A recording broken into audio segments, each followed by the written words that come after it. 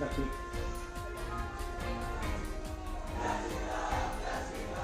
आज के इस कार्यक्रम में हमारे बीच में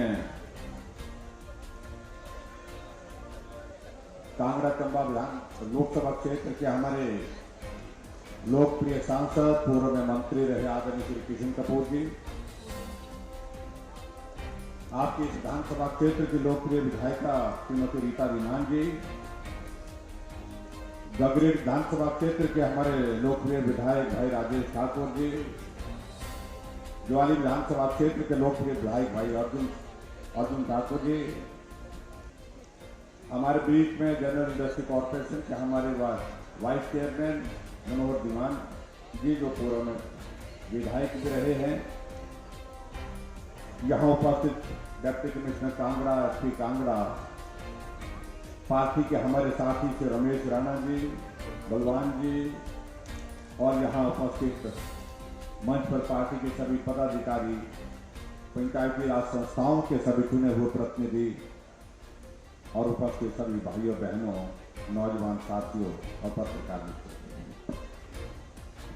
सबसे पहले तो मैं क्षमा चाहूंगा कि आपके बीच में पहुंचने में देर हुई, और देर होने की वजह अपने हाथ में नहीं थी, क्योंकि शिमला में मौसम इतना खराब हो गया था। एक बार तो ऐसा लगा कि कहीं दौरा वालों को शिमला से ही नमस्कार नहीं करना पड़े, और हम इस सारी चीज को लेकर के सिर्फ डिप्टी कमिश्नर के साथ सोच रहे थे। मैंने जब फोन किया कि मौसम कैसा है, मैंने कहा बहुत अच्छा है, और इन्होंने पूछा कि शिमला में कैसा है, मैंने कहा बहुत खराब है, क्योंकि चारों तरफ धुंध थी। लेकिन उसके बावजूद ये हमारी और आप सबकी एक इच्छा शक्ति के मन में लगता है कि हमको आज मिलना है और हर हाल में मिलना है, और आपके बीच में यहाँ पर पहुंच करके जिस प्रकार से आप सबने हमारा गर्मजोशी के साथ स्वागत अभिनंदन किया, उसके लिए मैं आप सबका बहुत बहुत धन्यवाद करता हूँ। मैं क्षमा चाहूंगा क्योंकि हम 2 घंटे से ज्यादा समय देर से पहुंचे, इसलिए माननीय सांसद किशन कपूर जी को आप नहीं सुन पा रहे हैं, और मैं ये भी चाहूंगा कि अगर उनका संबोधन करवाना है तो मेरे बाद वो बोल सकते हैं, आप उनकी बात को अवश्य सुन करके दीजिए। भाई और बहनों, ये कार्यक्रम हिमाचल प्रदेश के प्रगति के 75 वर्ष, ये अलग तरह का कार्यक्रम है, और इस कार्यक्रम के माध्यम से हम हिमाचल प्रदेश में अपने नौजवान साथियों को, नई पीढ़ी को, और उसके साथ साथ में हमारे साथ में जो हिमाचल के सभी वासियों को इस बात को स्मरण कराने के लिए निकले हैं कि जहां पूरे देश भर में आज अमृत महोत्सव मनाया जा रहा है, और अमृत महोत्सव का अर्थ यह है कि हमारी आजादी के 75 वर्ष पूरे हुए, और आजादी के 75 वर्ष पूरे होने के पश्चात जिस तरह से आदरणीय प्रधानमंत्री नरेंद्र भाई मोदी जी ने पूरे देश भर में अलग अलग कार्यक्रम तय किए, और अभी आपने देखा होगा कि एक कार्यक्रम अभी हाल ही में हर घर तिरंगा, घर घर तिरंगा, स्वतंत्रता दिवस हर बार मनाया जाता है, लेकिन जिस प्रकार से स्वतंत्रता दिवस इस बार मनाया गया, आज से पहले कभी भी हिंदुस्तान के इतिहास में नहीं मनाया गया। हर व्यक्ति ने झंडा लेकर के अपने घर में कराया।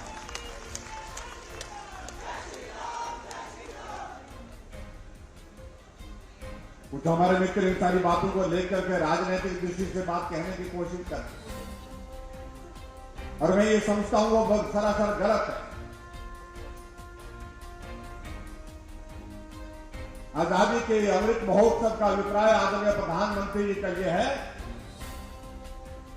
क्या भारत की आजादी के बाद उस यात्रा में आज 75 वर्षों का सफर पूरा करने के पश्चात जहां खड़े हैं, इसका इतिहास हमारी नई पीढ़ी को समझना चाहिए। उन्होंने देखा नहीं है भारत की आजादी का संघर्ष, इसलिए उनके बीच में वो झलकियां, वो यादें ताजा कराना बहुत आवश्यक है।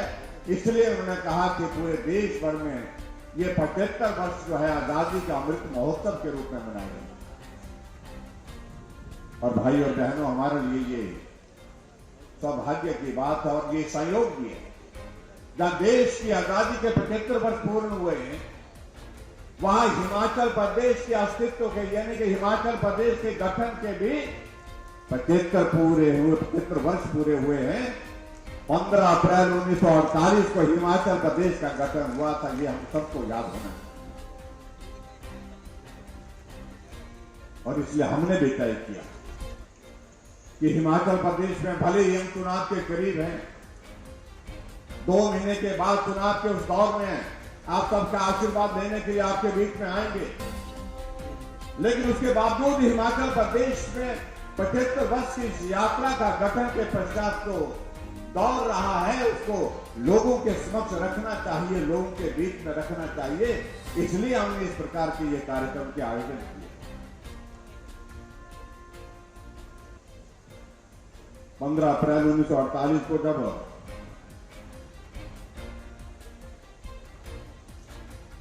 हिमाचल प्रदेश का गठन हुआ था,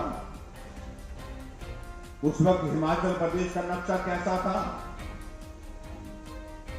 आज हिमाचल प्रदेश में 12 जिले हैं, उस वक्त हिमाचल प्रदेश में मात्र 4 जिले होते थे। चंबा का होता था, मंडी का होता था, सिरमौर का होता था और महासू का होता था, जिसको हम ओल्ड हिमाचल भी कहते हैं। लेकिन धीरे धीरे आगे बढ़ते हुए हिमाचल प्रदेश में नया इलाका जुड़ता रहा जो पंजाब का हिस्सा हुआ करता था। पर आज हमारे लिए सौभाग्य की बात है, जहां 1948 में जब हिमाचल प्रदेश का गठन हुआ था, उस वक्त 25,839 वर्ग किलोमीटर क्षेत्रफल हिमाचल प्रदेश का था और आज हिमाचल प्रदेश का क्षेत्रफल 55,673 किलोमीटर है।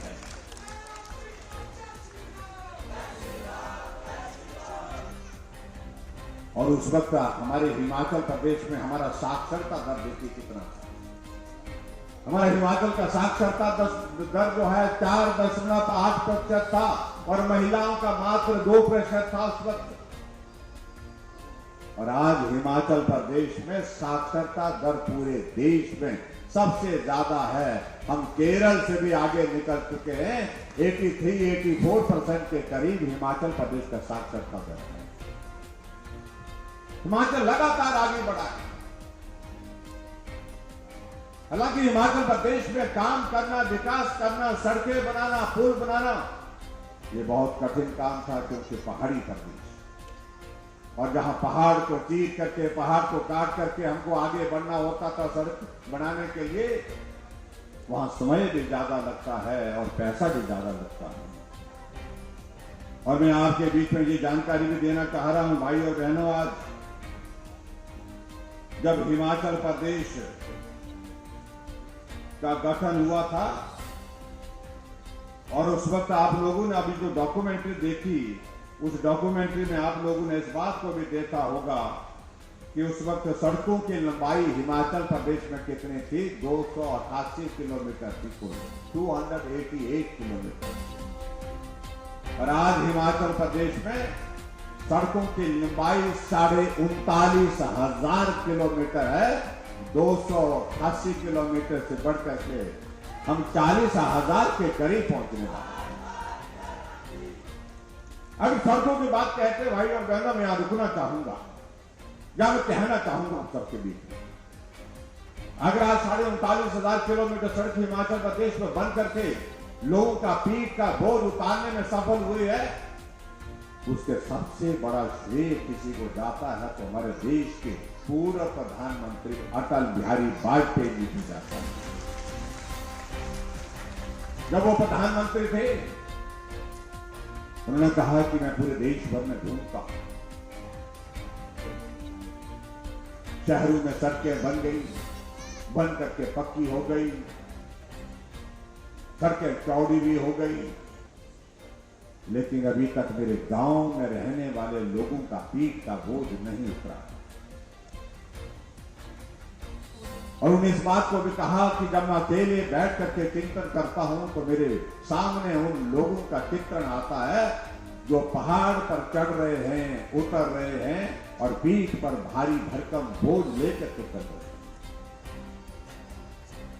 ये पीठ का बोझ उतरना चाहिए। और इसलिए उन्होंने कहा कि मैं अच्छी तरह समझता हूं प्रदेश की आर्थिक स्थिति को। अगर प्रदेश के संसाधनों का हम जिक्र करें, कोई प्रदेश ग्रामीण क्षेत्रों में सड़कों के निर्माण के लिए जितने पैसे की जरूरत है, उस पैसे की जरूरत को पूरा नहीं कर सकता। और ऐसे में हमको केंद्र से मदद करनी होगी। और उन्होंने कहा, आओ आज हम एक शुरुआत करते हैं गांव के लोगों का पीठ का बोझ उतारने के लिए। और प्रधानमंत्री ग्राम सड़क योजना की शुरुआत की। 7,000 करोड़ रुपए पूरे देश भर में बजट के साथ उस योजना की शुरुआत की। आज हिमाचल प्रदेश में अगर 39,500 किलोमीटर सड़क जो है वो प्रधानमंत्री कुल मिलाकर के बनी है 39,500 किलोमीटर से 51%, यानी कि 20,000 किलोमीटर से ज्यादा सड़क सिर्फ प्रधानमंत्री ग्राम सड़क योजना के अंतर्गत बनती है। इसलिए हम कभी भूल नहीं सकते ऐसा नेतृत्व जिसने गांव में रहने वाले लोगों की दुख दर्द को समझा। अभी यहां पर आप लोग आज के इस कार्यक्रम में आए हैं। मैं आपसे विनम्र निवेदन करना चाहूंगा कि आप यहां आकर के जो प्रदर्शनी है सामने लगी हुई, मुझे समय नहीं मिल पाया, उस प्रदर्शनी को जरूर देखें। 75 वर्ष पहले हिमाचल प्रदेश में क्या परिस्थितियां थी। मैं हमेशा इस बात का मैं जिक्र करता था। मैं चंबा के मिंजर के मेले से मैंने हिमाचल प्रदेश के गौरवशाली इतिहास का हिमाचल तब और हिमाचल अब का जो है प्रदर्शनी की शुरुआत की थी।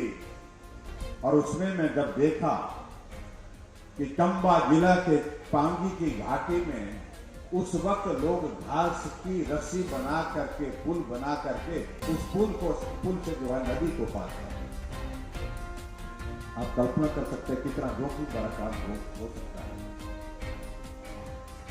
लेकिन लोग उस पुल के ऊपर से जा रहे हैं। रस्सी की जगह रस्सी भी नहीं थी, घास की रस्सी बना करके पुल बना करके उसको पार। आप कल्पना करिए कि रावी नदी को पार करने के लिए भैंस की खाल में हवा भर के उस खाल को पकड़ करके उसका सहारा लेकर के नदी को पार करने के लिए लोग जाते हैं। सिर्फ रावी की नहीं, मैं समझता हूं कि सभी जगह की परिस्थिति इस प्रकार की रही है। और ये भी इतिहास में आज के इसमें दर्ज नहीं हो पाया है कि कितने लोग उस भैंस की खाल के साथ सहारा लेकर के नदी पार करते करते डूब गए, नदी में समा गए, जिनकी जिंदगी समाप्त हो गई। इसका भी कोई आंकड़ा हमारे पास नहीं। मैं सारी बातों का इसलिए जिक्र कर रहा हूं क्योंकि यहां पर जो बैठे हैं अधिकांश लोग वो हैं जो आजादी के बाद जन्म लिए हैं। और आप लोग सब लोग जिनमें 1947 से पहले का भारत नहीं देखा और उन्होंने 1948 से पहले हिमाचल नहीं देखा। इसलिए हमारा ये दायित्व बनता, आज भले ही हम प्रगति की राह पर आगे बढ़ते बढ़ते बहुत आगे निकल गए हैं, लेकिन उसके बावजूद हमको एक नजर अपने इतिहास पर डालनी चाहिए कि हमारे बुजुर्गों ने किस प्रकार से हिमाचल को आगे बढ़ाने के लिए योगदान दिया। और यहां आप देख रहे थे, वृत्त चित्र देख रहे थे, आप डॉक्यूमेंट्री देख रहे थे। पूर्व में इस प्रदेश का नेतृत्व अलग अलग समय में जो भी रहा है, चाहे वो डॉक्टर YS परमार रहे जो हिमाचल प्रदेश के पहले मुख्यमंत्री थे और हिमाचल निर्माता के रूप में जिनको जाना जाता है, चाहे उनके पश्चात ठाकुर रामलाल जी रहे, वीरभद्र सिंह जी रहे, श्री शांता कुमार जी रहे, श्री प्रेम कुमार धूमल जी रहे। सबका अपना अपना अपने अपने समय से अपना अपना योगदान रहा है और बहुमूल्य योगदान। इसलिए आप लोगों ने देखा होगा कि हमने कुछ लोग सोचते हैं कि ये भारतीय जनता पार्टी की सरकार ने जो है वो सिर्फ अपनी सरकार का ही जिक्र कर रहे हैं। हमने उन सब का चित्र भी दिखाया और उनका आभार भी व्यक्त करते हैं जिन लोगों ने हिमाचल प्रदेश जिस नेतृत्व में हिमाचल के विकास के लिए योगदान। लेकिन भाई और बहनों, इस बात को भी लेकर के हमको मान करके चलना पड़ेगा कि हिमाचल के विकास में अगर सबसे बड़ा योगदान रहा है तो वो हिमाचल प्रदेश की मेहनत कश जनता का रहा है, आप सब भाई बहनों का जा रहा है। इसलिए ये श्रेय किसी एक व्यक्ति को, एक सरकार को देने के बजाय हम पूरे प्रदेश में निकले हैं कि अगर हिमाचल आज जहां प्रगति की राह पर आगे बढ़ते बढ़ते जहां पहुंचा है तो हिमाचल प्रदेश की जनता को सबसे बड़ा श्रेय जाता है। ये श्रेय जाता है एक मजदूर को जिसने मजदूरी करके हिमाचल के विकास में अपना योगदान दिया है। ये श्रेय जाता है एक अध्यापक को जिसने अध्यापक का काम करते हुए बच्चों को सही मार्गदर्शन में आगे बढ़ने के लिए प्रेरित किया। डॉक्टर को जाता है, इंजीनियर को जाता है, एक किसान को जाता है, एक बागवान को जाता है, हमारी माताओं को जाता है, हमारी बहनों को जाता है। इसलिए श्रेय के लिए मैं आप सबको समर्पित करता हूं। अगर हिमाचल आज अगर इस दौर में कहीं पहुंचा है तो उसमें आप सबका बहुत बड़ा योगदान रहा है, ये मैं आपके बीच में कहना चाहता हूं। भाई और बहनों, हिमाचल में आप सबके आशीर्वाद से पिछले लगभग 4.5 वर्षों से भारतीय जनता पार्टी की सरकार आप सबके सहयोग से चल रही, आप सबके आशीर्वाद से चल रही।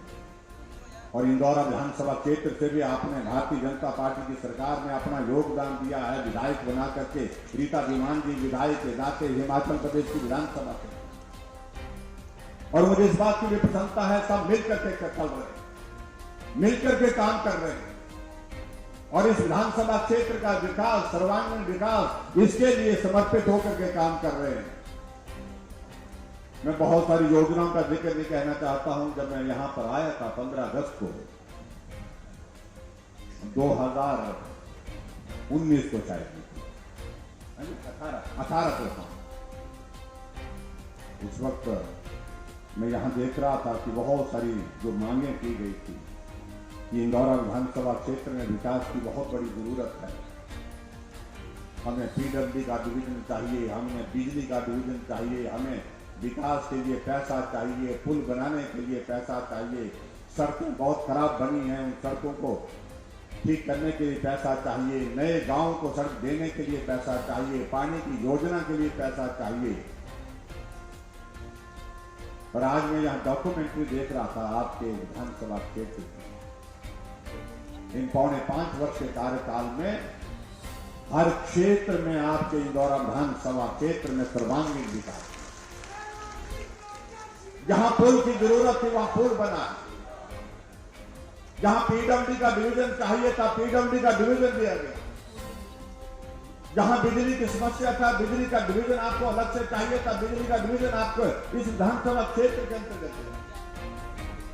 और जहां पानी की योजना चाहिए थी वहां पर पानी की योजना के लिए पैसा दिया। इसलिए मैं इन बातों का जिक्र करूंगा तो मुझे लगता है कि बहुत लंबा समय लगेगा, लेकिन भाई और बहनों इस बात को भी आपको समझना पड़ेगा कि 4.5 वर्ष का ये कार्यकाल भले ही पूरा हो रहा है और 2 महीने 3 महीने के बाद हम चुनाव के उस दौर में जाने वाले, लेकिन बहुत बड़ा वक्त इसमें ऐसा भी गया जब जो बहुत परेशानी का दौर, कोविड का दौर, जहां आदमी की जिंदगी संकट में आ गई। हर आदमी इसी बात को लेकर के चिंतित था कि मेरे परिवारजनों का क्या होगा, घर में बुजुर्ग हैं, उन बुजुर्गों को इस महामारी से हम कैसे बचाएं। बहुत सारे लोग इस बीमारी के इस संक्रमण के कारण जो है वो आज हमारे बीच में नहीं है। मैं उनके प्रति श्रद्धांजलि अर्पित करता हूं। बहुत कठिन दौर जिसको मैं कह सकता हूं, जिसे आदमी कल्पना भी नहीं कर सकता, सोच भी नहीं सकता कि ऐसी कोई चीज आ जाएगी जिसको हम खुली आंख से देख भी नहीं सकते हैं, लेकिन उसका डर इतना ज्यादा होगा कि आदमी 100 बार सोचेगा घर से बाहर निकलने। वो परिस्थिति हमारे सामने। लेकिन भाई और बहनों, इस बड़े संकट में आप सबका बहुत बड़ा महत्वपूर्ण योगदान रहा। आप सब लोगों ने हमको मदद की, सहयोग दिया, साथ दिया और हमारा मार्गदर्शन, हमारा नेतृत्व अगर किया सबसे मजबूत नेता दुनिया के नरेंद्र भाई मोदी जी ने, जिन्होंने हौसला दिया कि डरिए मत, चिंता मत करिए, आप सावधानी बरतिए, सावधानी के साथ काम करिए। हम इस दौर से, कोविड के दौर से निश्चित रूप से बाहर निकलेंगे। और आज मुझे इस बात की खुशी है, इस हिम्मत और हौसले के साथ हमें उन्हें आगे बढ़ने के लिए कहा, हम उस हौसले को लेकर के आगे बढ़े। आज पूरा भारत कोविड के दौर से बाहर निकल। डॉक्टर ने कहा कि इस बीमारी का इलाज नहीं है, सिर्फ इसके लिए अगर दवाई के रूप में कहीं जिंदगी को बचाने के लिए मदद कर सकती है तो वैक्सीन कर सकती है। और प्रश्न ये हो गया कि वैक्सीन बनेगी कब, बनाएगा कौन, लगेगी कब? तब तक के लिए बहुत सारे लोगों का जीवन संकट हो गया। आदरणीय प्रधानमंत्री नरेंद्र मोदी जी ने पूरे देश के साइंटिस्ट को बुला करके कहा कि भारत 135 करोड़ का भारत, हम चाहते हैं कि भारत के साइंटिस्ट अपने देश के अंदर इस वैक्सीन को बना करके तैयार करें। मुझसे जो मदद चाहिए मैं मदद देने के लिए तैयार। और उन्होंने मदद की, उनका उत्साह बढ़ाया और देश के साइंटिस्ट ने रात दिन परिश्रम करके, मेहनत करके वैक्सीन बना करके तैयार की। टेस्टिंग का दौर पूरा कर लिया और पूरे देश के सामने वैक्सीन आ गई। तब वैक्सीन लगाने का दौर आया। बहुत सारे लोग इस बात को लेकर के सोचने लगे कि पता नहीं ये ठीक है भी है कि नहीं है। लेकिन उससे दुर्भाग्यपूर्ण स्थिति हमारे सामने और थी। जो हमारे विपक्ष के लोग थे उनने इस प्रकार का प्रचार किया कि ये वैक्सीन मत लगाओ, अभी इसकी टेस्टिंग नहीं हुई है, लगाओगे तो साइड इफेक्ट हो जाएगा, आंखों की रोशनी चले जाएगी, किडनी फेल हो जाएगी, आने वाली जनरेशन बर्बाद हो जाएगी। कई तरह की बातें कही, लेकिन लोगों ने वो बातें सुनी सही लेकिन मानी नहीं। और हमारे देश के यशस्वी प्रधानमंत्री नरेंद्र भाई मोदी जी की बात को सुना भी और माना भी। और आपने देखा पूरा देश कतार में खड़ा होकर के चल पड़ा। आगे वैक्सीन सेंटर में पहुंचा, वैक्सीन लगाने के लिए पहुंचा और वैक्सीन लगा करके अपने जीवन को, अपने परिवार के जीवन को सुरक्षित करने के लिए काम करता है। और उसके लिए मैं आप सबका बहुत बहुत धन्यवाद करना चाहूंगा, विशेष तौर से सभी हिमाचल वासियों का। पूरे हिमाचल ने उसमें बहुत बेहतरीन काम किया और पूरे हिमाचल प्रदेश में इस कदर काम किया कि पूरे देश भर में पहली डोज लगाने में भी पहले नंबर पर रहा है हिमाचल, और दूसरी डोज लगाने में भी हिमाचल पहले नंबर पर रहा। ये तो ताली आपके लिए है, आप अपने लिए ताली बजाइए। जब मैंने प्रधानमंत्री जी को कहा कि हमने वैक्सीन की पहली डोज पूरी कर ली, उन्होंने कहा बहुत अच्छी बात है, अगर पूरी कर ली तो मैंने कहा कि हम चाहते हैं कि आपका संबोधन हमारे हिमाचल के लोगों को होना चाहिए। उन्हें देश के सामने पूरे हिमाचल वासी को संबोधित किया और हिमाचल को बधाई दी। पूरा हिमाचल पहली डोज में नंबर 1 पर रहा। इस बात को लेकर के हमारे डॉक्टर, मेडिकल स्टाफ की, पैरामेडिकल स्टाफ की, आशा वर्कर, आंगनबाड़ी वर्कर की, सफाई कर्मचारियों की, पुलिस कर्मचारियों की, सबकी तारीफ। इसलिए भाई और बहनों, मैं आप सबके बीच में कुछ कहना चाहूंगा। आज अगर हजारों की संख्या में यहां पर हम एकत्रित हुए, इसकी वजह ये है कि सबको मालूम है कि हमने वैक्सीन लगा ली है। अब अगर कोविड आ भी जाएगा तो देख लेंगे, हल्का फुल्का आएगा तो चलता रहेगा, लेकिन जीवन संकट में नहीं होगा। इस बात को सुनिश्चित करके हम आगे बढ़ रहे हैं। इसके लिए मैं आप सबको बहुत बहुत बधाई देता हूं, आप सबका बहुत बहुत धन्यवाद देता हूं। बाकी बातों को लेकर के हम फिर से आप सबके बीच में आएंगे, बात करेंगे। हमारी सरकार ने गरीब आदमी की सेवा करने की कोशिश की है। हमारे कई मित्र इस बातों का जिक्र करते हैं। विपक्ष के लोग कई तरह की बातें करते हैं, कई प्रकार की बातें करते हैं। और बातें क्या करते हैं कि कुछ नहीं हुआ, कुछ नहीं हुआ। उस चीज को पकड़ने की कोशिश करते हैं, उस चीज की तरफ ध्यान ले जाने की कोशिश करते हैं जहां अभी काम होना बाकी है, काम होने वाला है, वहां लेकिन मैं इतना जरूर कहना चाहता हूं कि हिमाचल प्रदेश में हिमाचल की जनता ने हमको सहयोग दिया, समर्थन दिया और हमने गरीब के करीब रह करके उनकी सेवा की। जो हमें कहते हैं कि कुछ नहीं हुआ, मैं उनको ये कहना चाहता हूं कि वो पेंशन बुजुर्गों के लिए सिर्फ 4 लाख लोगों को देते थे और हम आज 7.5 लाख लोगों को हिमाचल प्रदेश में पेंशन देते। वो 400 करोड़ रुपए खर्च करते थे पेंशन पर और हम 1300 करोड़ रुपए हिमाचल प्रदेश में खर्च कर रहे हैं। ये अंतर है जो हमसे इस बात का प्रश्न पूछ रहे हैं।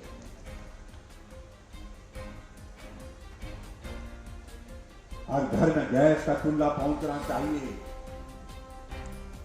जो नेता आज बहुत लंबे लंबे भाषण देते हैं, लंबा लंबा संबोधन करते हैं,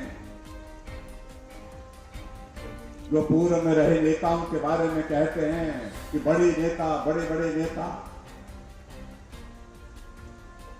मैं बड़े नेताओं के प्रति सम्मान व्यक्त करता हूं, लेकिन मैं ये जरूर कहना चाहता हूं,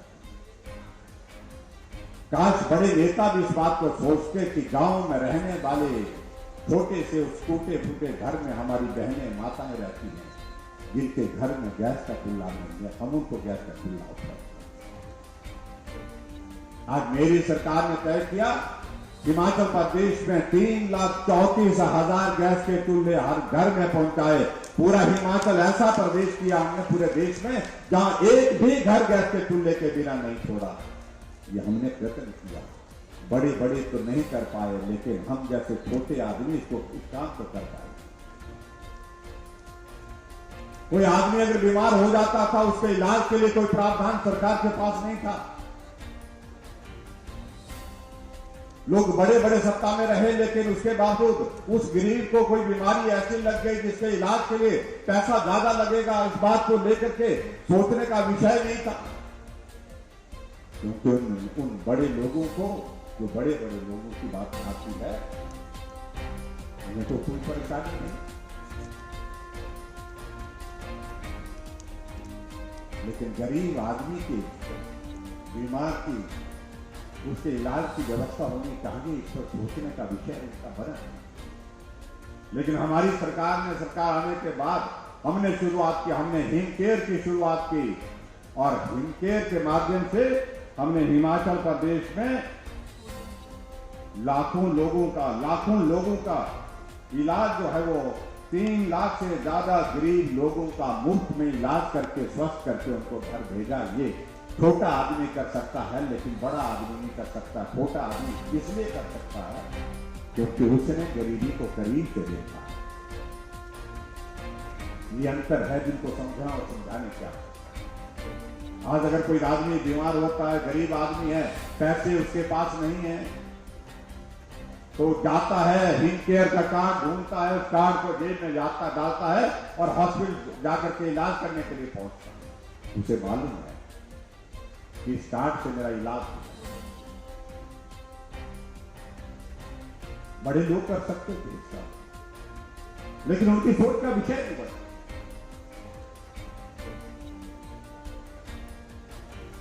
बहुत सारे लोग ऐसे हैं जो बीमार ऐसे पड़े हैं, जो बिस्तर पर हैं, चल नहीं सकते, अपना काम नहीं कर सकते हैं बेचारे। ऐसी बीमारी लगे, किसी को ब्रेन हेमरेज हो गया, किसी को पैरालिसिस हो गया, किसी को कैंसर हो गया, किसी की किडनी फेल हो गई, बहुत सारी चीजें। बेबस होकर के बिस्तर पर है और उसको अगर बिस्तर में साइड में भी होना है, पलटा भी मारना है, तो परिवार के किसी सदस्य को उसकी मदद के लिए वहां पर खड़ा होकर के उसकी मदद करनी चाहिए। और बीमारी किसी को पूछ करके नहीं आती, ये किसी को भी हो सकता है। लेकिन हमारी सरकार ने तय किया कि ऐसे लोग जो बिल्कुल ऐसे बिस्तर पर पड़े रहे, अपना काम डायरेक्ट खुद नहीं कर पाते हैं, उनकी संख्या कितनी है आप हैरान होंगे। पूरे प्रदेश भर में जब उनका रजिस्ट्रेशन शुरू किया तो 20,000 से ज्यादा ऐसे लोग हैं जो बिस्तर पर हैं। जिंदगी भर वो बिस्तर पर ही रहेंगे क्योंकि बीमारी ऐसी लग गई, बिस्तर छोड़ के नहीं रह सकते। हमने कहा ऐसे लोगों के लिए मदद करनी चाहिए। और हमने मदद का रास्ता निकाला। हमने सहारा योजना शुरू की और उस सहारा योजना के अंतर्गत हमने उन सभी 20,000 लोगों को 3-3 हजार रुपए उनके खाते में डाल करके उनकी मदद कर रहे हैं। मदद ज्यादा नहीं है, लेकिन मदद करने की मंशा तो है। और मैं ही कांगड़ा जिला की एक महिला को मिला एक कार्यक्रम में, और उस कार्यक्रम में जब उस महिला को मिला तो मैं सुन करके उसकी कहानी सुन करके मैं हैरान हो गया। उस महिला का एक बेटा हुआ, वो भी स्वस्थ नहीं था। दूसरा हुआ, वो भी अपाहिज हुआ। तीसरा हुआ, वो भी वैसे हुआ। और ऐसी परिस्थिति में उसका पति उसको छोड़ करके चला। उसको किसी ने बताया कि तीनों बच्चे आपके इस प्रकार से हैं जिनको मदद की जरूरत है, और हिमाचल प्रदेश सरकार ने एक योजना शुरू की है जिसका नाम सहारा है। और उस औरत से वो सारी कागजों की कार्रवाई की गई। तीनों बच्चों को सहारा योजना के अंतर्गत 3-3 हजार रुपए उनके खाते में आ रहा है, और 9,000 रुपए आने से उनका परिवार का खर्चा, बच्चों का पालन पोषण उससे। आप कल्पना करिए कितनी कठिनाई आती है कई बार। ऐसी बहुत सारी चीजों का हम जिक्र कर सकते हैं। हमने कहा हिमाचल प्रदेश में हमारी माताओं बहनों की संख्या बड़ी है। पहले तो हमने तय किया जो गरीब परिवार की जो बेटियां हैं, जब उन बेटियों की शादी होगी जो बीपीएल परिवार की हैं, उस दिन उस बेटी के खाते में हम कुछ मदद करेंगे। हमने तय किया, शगुन योजना चलाई, और उस योजना के अंतर्गत जिस दिन उस बेटी की शादी होगी गरीब परिवार के 31,000 रुपए हम हिमाचल प्रदेश सरकार की ओर से उस बेटी के खाते में शगुन डाल करके जाते हैं। मैं यहां धर्मशाला में आया था, कांगड़ा में आया था, जब हम उस शगुन योजना के बैठनाथ में हम उस कार्यक्रम में वहां पर थे। एक बेटी मंच पर आई और मंच पर हमारे से संवाद करने के लिए खड़ी हुई। हमने कहा बेटी तुमको बहुत शुभकामनाएं, तुम्हारी शादी हुई है। उसने धन्यवाद किया और मेरी इच्छा थी जानने की। मैंने पूछा उससे, मैंने कहा तुमको 31,000 रुपये शगुन का जो मिला वो पैसा तुमने अपने खाते में जमा किया या अपने पति के खाते में जमा किया, या उसको खर्च किया तुमने, कैसे किया, क्या किया? उस बेटी ने कहा कि ना तो मैंने अपने खाते में उसको जमा किया, ना पति के खाते में जमा किया। मैंने वो 31,000 रुपए अपने पिताजी को दे दिए। मैं हैरान हुआ, उनका पिताजी को क्यों दिए? उसने कहा कि पिताजी ने जब मेरी विदाई हुई थी, मेरी शादी के दिन, अपने सारे सगे संबंधी रिश्तेदारों को बुलाया था और उस पर सबके लिए खाने का इंतजाम किया था। उस पर उनके ऊपर खर्च हुआ, और उस खर्च के लिए जो पैसा जो जहां लोगों से, साथियों, रिश्तेदारों से लिया था, मेरे मन में भाव आया कि मैं बेटी बन करके जो है इनकी दूसरे घर में जा रही है, दूसरे परिवार में जा रही हूँ, लेकिन मैं अपने पिता के ऊपर बोझ बन करके नहीं जाऊंगी, उस बोझ को खत्म करके जाऊंगी। उस बेटी ने वो पैसे अपने पिता के हाथ में दिए, कहा कि ये आपके पास रहे, और इसलिए जो आपने रिश्तेदारों को बुला करके जो भोजन दिया, जो खर्च किया मेरी विदाई के लिए, अपनी भावनाओं को पुत्री के लिए, बेटी के लिए आपने समर्पित किया, उसके लिए ये छोटा सा योगदान आपको देश कर जा। आप कल्पना कर सकते हो बेटी कहां तक सोचती है। ये सरल विषय नहीं है, यहां तक सोचा। ये हमारी योजना है, हमारी सरकार है जिसने यहां तक सोचा। और आगे बढ़ करके जहां जिस प्रकार से मैंने कहा कि महिलाओं की संख्या आबादी का 50% है, अब महिलाएं घर से काम करने के लिए निकलती है, उनके लिए मदद होनी चाहिए, आने जाने की सुविधा अच्छी होनी चाहिए, सस्ती होनी चाहिए। और हमने तय किया कि हिमाचल प्रदेश में हमारी माताएं बहनें जब बस में सफर करेंगे एचआरटीसी की बसों में, तो उनसे पूरा किराया नहीं लेंगे। वो आबादी का आधा हिस्सा है, और आधे हिस्से का मतलब हम किराया भी उनसे आधा ही लेंगे। 50% किराया हमने लिया, लेने की बात कही। और आज मुझे इस बात की खुशी है कि माताएं बहनें आज गाड़ियों में जा रही हैं, बसों में आ रही हैं, जा रही हैं, तो किराया कितने दे रहे हैं? आधा किराया दे रही हैं, 50% दे रहे हैं। हमने जब ये किया तो कांग्रेस के लोगों ने कहा कि तो आपने तो महिलाओं को मुफ्त बोझ बना दिया। अब आने वाले समय में आएंगे वो, उनसे पूछना चाहिए कि अगर महिला सशक्तिकरण की दृष्टि से अगर हिमाचल प्रदेश में हमारी सरकार ने कार्य किया है और उनका तुम इस प्रकार से अपमान कर रहे हैं, ये उचित नहीं है, ठीक नहीं है। इन सारी बातों का जवाब उनको आने वाले समय में देना होगा भाई और बहनों। और आगे बढ़कर के हमने एक और निर्णय लिया कि हिमाचल प्रदेश ऊर्जा राज्य के रूप में जाना जाता है। ऊर्जा राज्य का मतलब हम ऊर्जा पैदा करते हैं। हम हिमाचल के लोग ऊर्जा पंजाब को बेचते हैं, हरियाणा को बेचते हैं, दिल्ली को बेचते हैं, राजस्थान को बेचते हैं, नेशनल ग्रिड में बेचते हैं। हम पावर सरप्लस स्टेट हैं। लेकिन हिमाचल के लोगों को क्या मिला? हमने कहा हिमाचल के एक वर्ग को हमने आइडेंटिफाई किया। हमने कहा कि ऐसा वर्ग जो हमारा ऐसा है जो मध्यम दर्जे का है, जिनको बिजली का किराया 500 रुपए 700 रुपए ऐसा महीने के आता है, उनके लिए हम क्या मदद कर सकते हैं? जो 125 यूनिट से कम खर्च करते हैं, उनके लिए क्या मदद कर सकते हैं? तो हमारे सामने एक आंकड़ा आया, लगभग 15 लाख लोग ऐसे हैं जो 125 यूनिट से कम खर्च करते हैं। हमने ऐलान किया कि 125 यूनिट खर्च करने वाले सभी परिवारों से बिजली का बिल लेंगे, लेकिन कितना लेंगे? 0 बिल लेंगे, यानी कि कोई बिल नहीं लेंगे। ये हिमाचल के इतिहास में पहली बार हुआ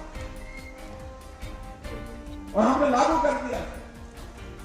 लेकिन हमारे मित्र कांग्रेस के मित्र कह रहे हैं कि हम आने वाले सुबह में 300 यूनिट देंगे। अरे तुम देंगे जब आएंगे तो, जब आएंगे ही नहीं तो देंगे कहां से?